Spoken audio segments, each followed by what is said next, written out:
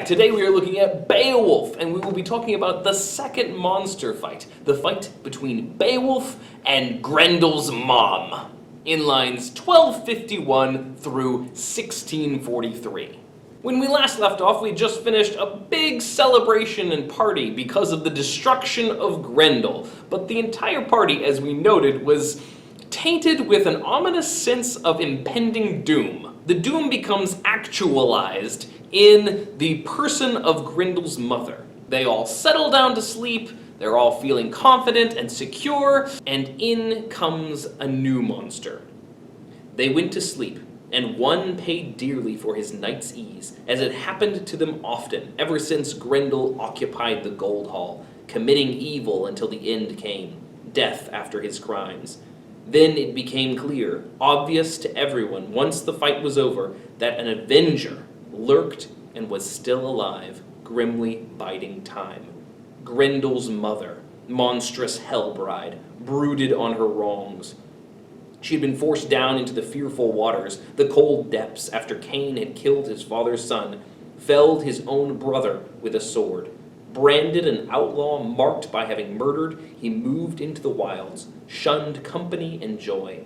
And from Cain there sprang misbegotten spirits, among them Grendel, the bandished and accused and accursed, due to come to grips with the Watcher and Herod, waiting to do battle. The monster wrenched and wrestled with him, but Beowulf was mindful of his mighty strength, the wondrous gifts God had showered on him. He relied for help on the Lord of all, on his care and favor. So he overcame the foe, brought down the hell-brute. Broken and bowed, outcast from all sweetness, the enemy of mankind made for his death den. But now his mother had sallied forth on a savage journey, grief-racked and ravenous, desperate for revenge. Grendel seems to connect to the violence of this culture, the constant feuding between all of these clans. And then Grendel's mother comes back for revenge once her son is killed. In Grendel's mother, we get the embodiment of the evil of the blood feud, the repercussions of violence that echo over and over, where people continually have to kill others to avenge the murder of their own brothers and sisters and families. Grendel's mother comes for vengeance against the people of Herod. And just as we saw those ominous sense of impending doom and violence in the families and in the betrayals that are going to happen somewhere in the future, in the last scene in the party, we now get the violent vengeance that is stemming up from Grendel's mother. Notice the connection back with Cain, again, the brother killer. We explored the story of Cain when we first were introduced to Grendel, now we do it again with Grendel's mother. She creeps into the hall. She's not the same kind of terror as Grendel himself. She only takes one man, but it's that eye for an eye. You get one of mine, I'll get one of yours. Everyone wakes up as she grabs the man and tears him apart, and as they wake up and jump up with their swords, she dashes out, but not before snatching Grendel's arm off of the wall. The Helldam was in a panic, desperate to get out, in mortal terror the moment she was found. She had pounced and taken one of the retainers in a tight hold, then headed for the fen. To Hrothgar, this man was the most beloved of the friends he trusted between the two seas. She had done away with a great warrior, ambushed him at rest. Beowulf was elsewhere. Earlier, after the award of the treasure, the Geat had been given another lodging. There was uproar in Herod. She had snatched their trophy, Grendel's bloodied hand. It was a fresh blow to the afflicted bond. The bargain was hard, both parties having to pay with the lives of friends. Just as Grendel's mother lost Grendel, so they had to pay with the loss of one of their friends. And it turns out that it was a particularly important person. Beowulf had been given a special room of his own this night, and so he wasn't there to stop Grendel's mother from doing something horrible. But he's woken up and brought before Hrothgar, and Hrothgar is in a fit of absolute grief. Beowulf stumbles in and is like, okay, well, what's going on? You sleeping okay? What's wrong here? Then Hrothgar, the shielding's helmet, spoke. Rest? What is rest? Sorrow has returned. Alas for the Danes. Ashery is dead. Not Ashery! Oh, of all the people that die in this book, I was really hoping he would make it to the third section. Actually, we've never heard of this guy before, but all of a sudden, the book really emphasizes how very, very valuable this man is. Ashery was everything the world admires in a wise man and a friend. Then this roaming killer came in a fury and slaughtered him in Heorot. Where she is hiding, glutting on the corpse and glorying in her escape, I cannot tell. She has taken up the feud because of last night, when you killed Grendel, wrestled and racked him in ruinous combat. Since for too long he has terrorized us with his depredations. He died in battle, paid with his life, and now this powerful other one arrives, this force of evil, driven to avenge her kinsman's death. And so just when they thought they had defeated the monster that symbolized all of this evil, we find that we have just created a blood feud with the monsters. The same sort of problem that happens over and over and over again in these clan fights. At this point, Hrothgar begins to reminisce, and he says, you know what, I heard a story about two monsters walking around out there. The big, horrible, hulking giant Grendel, but also this female monster. It sure would have been nice to have thought of that last night. And then he says they tend to hang out over at this particular swamp or mere. A few miles from here, a frost-stiffened wood waits and keeps watch above a mere. The overhanging bank is a maze of tree roots mirrored in its surface. At night there, something uncanny happens. The water burns, and the mere bottom has never been sounded by the sons of men. On its bank, the heather stepper halts. The hart, in flight from pursuing hounds, will turn to face them with firm set horns and die in the wood rather than dive beneath its surface. That is no good place. The wind blows up, and stormy weather makes clouds scud and the skies weep. Out of its depths, a dirty surge is pitched toward the heavens. Now help depends again on you, and on you alone. The gap of danger where the demon waits is still unknown to you. Seek it if you dare. I will compensate you for settling the feud as I did the last time, with lavish wealth, coffers of coiled gold, if you come back. So we're going to go to this swamp, this mere, which is a hellscape. It is a terrifying, terrifying swamp that glows in the night and surges with nasty water. It's so bad that a hart or a deer that is being chased in a hunt, if it is running towards the swamp and realizes where it is, will stop and turn around and let itself be killed by the hunt rather than jump in. This is a place of immense danger. Danger not only to the body, but potentially to the soul, as it seems to sort of represent the pit of hell. And this is where Grendel's mother is. Beowulf, are you willing to go there and dive in? Beowulf gives his response. Wise sir, do not grieve. It is always better to avenge dear ones than to indulge in mourning. Every one of us living in this world means waiting for our end. Let whoever can win glory before death. When a warrior is gone, that will be his best and only bulwark. So arise, my lord, and let us immediately set forth on the trail of this troll dam. I guarantee you, she will not get away, not to the dens underground, nor upland groves, nor the ocean floor. She'll have nowhere to flee to. Endure your troubles today. Bear up and be the man I expect you to be. Man up, Hrothgar! Stop crying for Ashery, and let's go do this thing. Notice the line, for every one of us living in this world means waiting for our end. It's all weird, baby. Doom is coming, no matter who you are, so you better go do the best you can and fight as hard as you can, and stop crying about it. Hrothgar jumps up and is ready to go because of Beowulf's inspiring words, and they mount their horses and follow the trail out where Grendel's mother has gone. So the noble prince proceeded undismayed in fells and screes, along narrow footpaths and ways where they were forced into single file, ledges on cliffs above lairs of water monsters. He went in front with a few men, good judges of the lie of the land, and suddenly discovered the dismal wood, mountain trees growing out at an angle above gray stones. The bloodshot water surged underneath.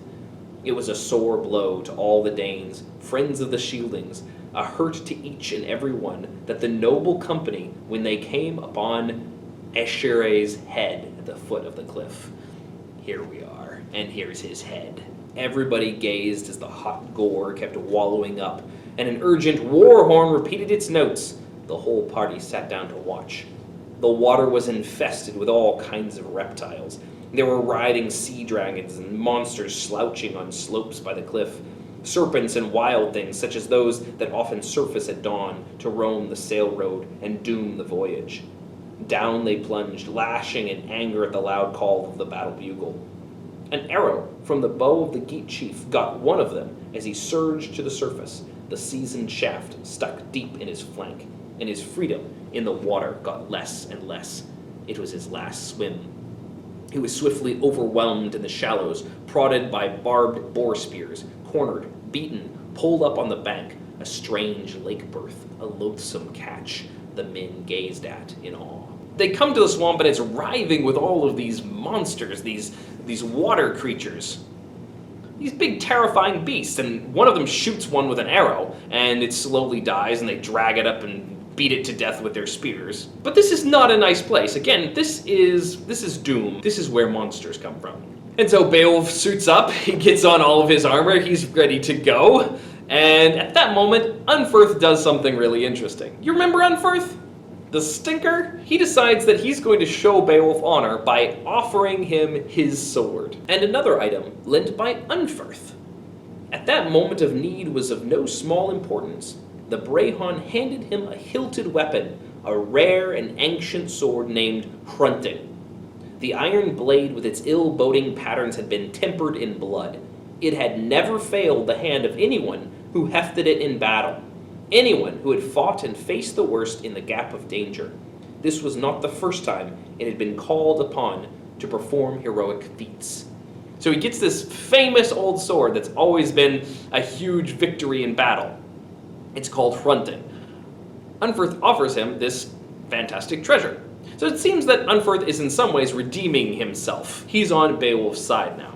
It does poke one more jab at Unferth before it goes, saying, when he lent that blade to the better swordsman, Unferth, the strong-built son of Ecglaf, could hardly have remembered the ranting speech he made in his cups. He was not man enough to face the turmoil of a fight underwater and risk to his life. So there he lost fame and repute. It was different for the other, rigged out in his gear, ready to do battle. What a contrast between Unferth is like, I'm too chicken for this, here Beowulf, you take my awesome sword. You're better at this anyway. And Beowulf makes his sort of formal boast here, as he did before Grendel. But mostly what he's doing is basically writing out his will. He says, if I die here, Hrothgar, remember you called me honorary son? I want you to honor that title and take care of my men. Be good to them. And also send all the treasure I won back to King Hygelac so he can see what I've done. And if I die, Unferth can have my sword since, I'm borrowing Hrunting here. And so as before, he recognizes weird. He recognizes that he may not come out of this. It may be his end, but he's going to attempt it anyway. And down he plunges and goes deep, deep, deep into the water, swimming for what the book says is the best part of the day before he gets to the bottom. At this point, Grendel's mother surges out and grabs him. She lunged and clutched and managed to catch him in her brutal grip, but his body, for all that, remained unscathed. The mesh of the chainmail saved him on the outside. Her savage talons failed to rip the web of his war shirt. Then, once she touched bottom, the wolfish swimmer carried the ring-mailed prince to her court, so that for all his courage, he could never use the weapons he carried. And a bewildering horde came at him from the depths, droves of sea beasts who attacked with tusks and tore at his chainmail in a ghastly onslaught. The gallant man could see that he had entered some hellish turnhole, and yet the water did not work against him, because the hall roofing held off the force of the current. Then he saw firelight, a gleam and flare-up, a glimmer of brightness.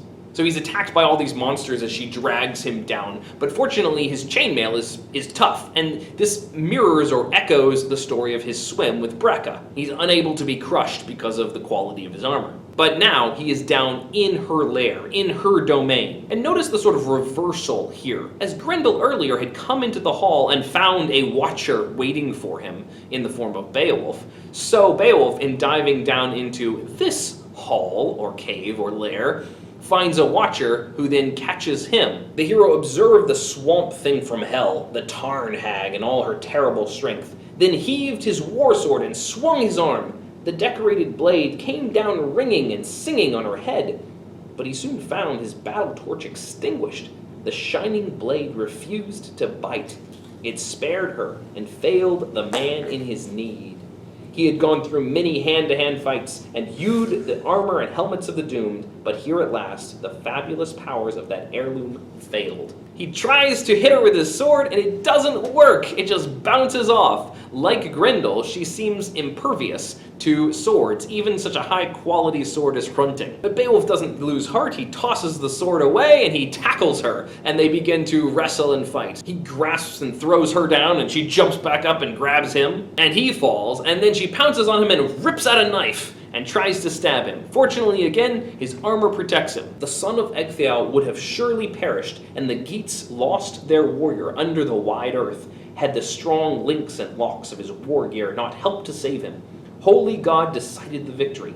It is easy for the Lord, the ruler of heaven, to redress the balance once Beowulf got back up on his feet.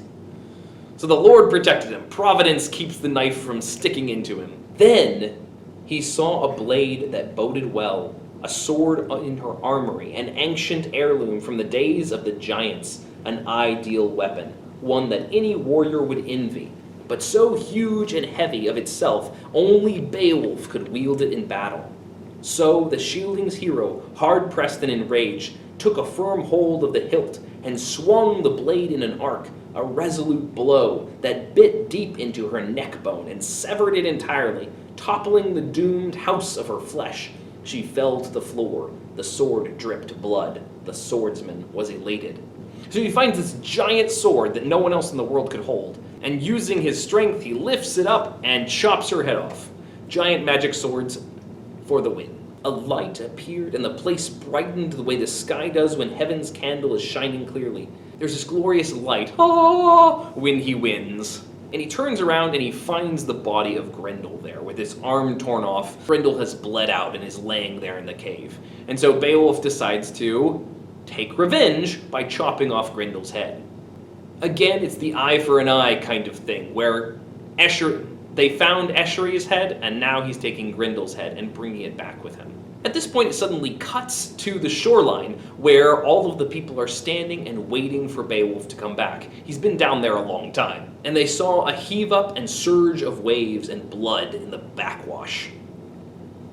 Everybody at that point begins to give up. It was clear to many that the wolf of the deep had destroyed him forever. The 9th hour of the day arrived. The brave shieldings abandoned the cliff top, and the king went home, but sick at heart, staring at the mirror. The strangers held on. They wished, without hope, to behold their lord, Beowulf himself. A lot of people have read into this section some Christian symbolism. After all, the echo of the 9th hour is very much like the crucifixion scene. Not to mention those who give up hope and the few who remain and watch while their lord they think is being killed. Whether or not there are Christ figure overtones to what Beowulf is doing here, there's certainly a Christian purifying that's happening at this moment. The shining light at the death of the monster. And a moment later, as Beowulf leaves the den and begins to swim up to the surface again, the water is clear and purified and clean. All those monsters that were in it before are now gone. But before we get to that, we cut back to Beowulf, who's standing there after cutting off Grendel's head, and all of a sudden the giant magic sword begins to melt. The sword begins to wilt in gory icicles, to slather and thaw. It was a wonderful thing, the way it all melts as ice melts, when the Father eases the fetters off the frost and unravels the water ropes. He who wields power over time and tide, he is the true Lord. There's a super cool simile in the middle of this, which is fairly rare in Beowulf, not like the epic similes of Homer or the Aeneid. There's this magical moment as the sword melts away in the acidic, poisonous blood of Grendel's mother. Kind of like the alien queen, I guess.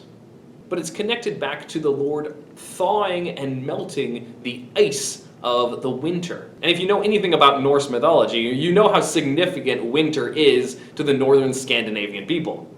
It's a time to struggle to survive, and so when the Lord unravels the icicle and lets loose the chains of frost, spring, Easter, new life, there's lots of very freeing kind of symbolism to that, not to mention clear Christian symbolism. Beowulf takes what's left of the sword, the hilt, and also Grendel's head, and swims back to the surface. The seafarer's leader made for land, resolutely swimming, delighted with his prize, the mighty load he was lugging to the surface. His thanes advanced in a troop to meet him, thanking God, and taking great delight in seeing their prince back safe and sound. Quickly the hero's helmet and mail shirt were loosed and unlaced. The lake settled, clouds darkened above the bloodshot depths. With high hearts they headed away along the footpaths and the trails through the fields, the roads that they knew, each of them wrestling with the head they were carrying from the lakeside cliff. Men kingly in their courage and capable of difficult work. It was a task for 4 to hoist Grendel's head on a spear and bear it under strain to the bright hall. But soon enough they neared the place, 14 Geats in fine fettle, striding across the outlying ground in a delighted throng around their leader. So it takes 4 of them to lift it up and stick it on a spearhead, and of course Beowulf swam while holding that and wearing complete armor, and also this giant sword hilt. And also Hrunting, because he gives it back to Unferth later. Beowulf is a beast. Next time we're going to look at Hrothgar's response to the final death of the monster family and his new security and safety. Thanks for watching. You can click to subscribe or to watch another video. I will see you next time. Bye-bye.